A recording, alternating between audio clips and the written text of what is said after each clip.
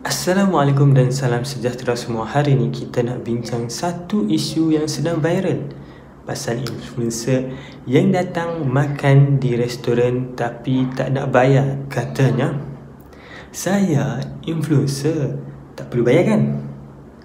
Persoalannya sekarang, sejak bila jadi influencer bermaksud semua benda kena percuma? Allahu Akbar. Korang dengar video ni sampai habis, bimbang-bimbang, salah faham. Dengar sampai habis. Okey, mari kita tengok cerita kes ni. Pemilik restoran nasi kandar kongsi pengalaman. Ada pelanggan datang, order makan macam biasa, tapi bila bab nak bayar, jumlah dia RM53.60. Tiba-tiba dia cakap, saya influencer, saya review, jadi free kan? Tuan-tuan, perempuan, benda ni kelakar tapi sedih. Sebab dia datang sendiri, bukan restoran jemput.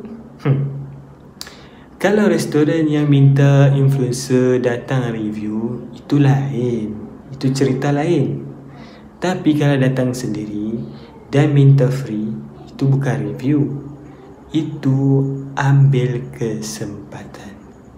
Kita tengok hari ni, ramai yang nak jadi influencer, ramai nak jadi famous, ramai nak jadi glamour sebab nak makan free. Okey, mari kita faham, kita ceritakan apa itu influencer sebenar.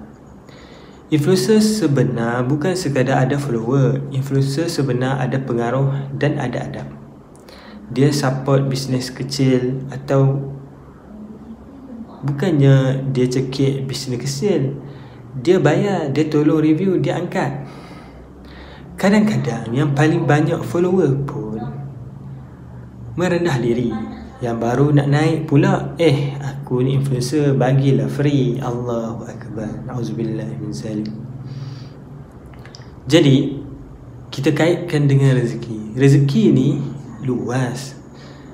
Luas, rezeki Allah ni luas. Bila kita support orang lain, rezeki kita makin berkembang. Kalau kita ambil kesempatan, rezeki kita jadi sempit. Ada satu pepatah, kita makan apa yang kita beri.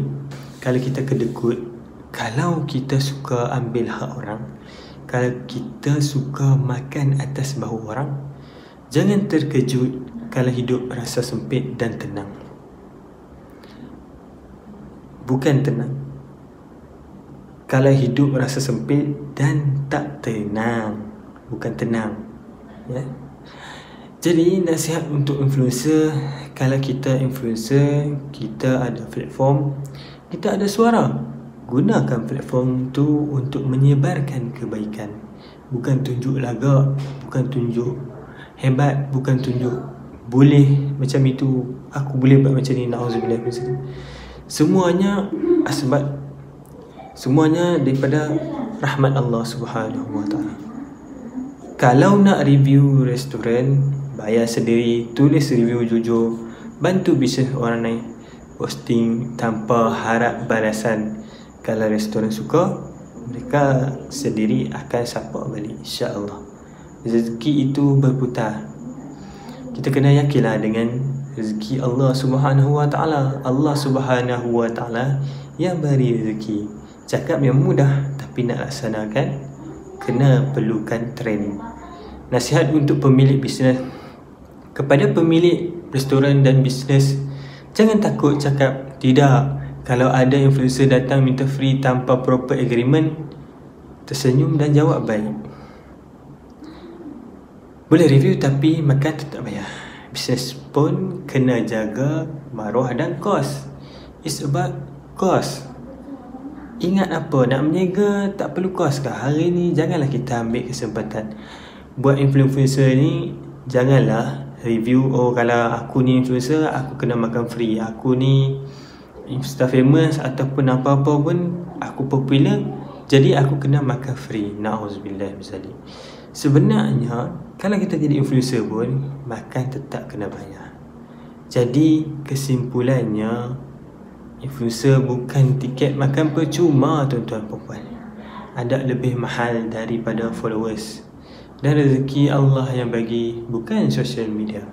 Kalau anda setuju dengan mesej ini, saya minta tolong sedikit like video ini, komen pendapat anda, share supaya lebih ramai sedar. Dan jangan lupa subscribe untuk konten nasihat dan kesedaran setiap hari, insya-Allah. Sama-samalah kita saling mengingati. Terima kasih kerana menonton sehingga habis. Wabillahi taufiq wal hidayah. Wassalamualaikum warahmatullahi wabarakatuh. Insya-Allah.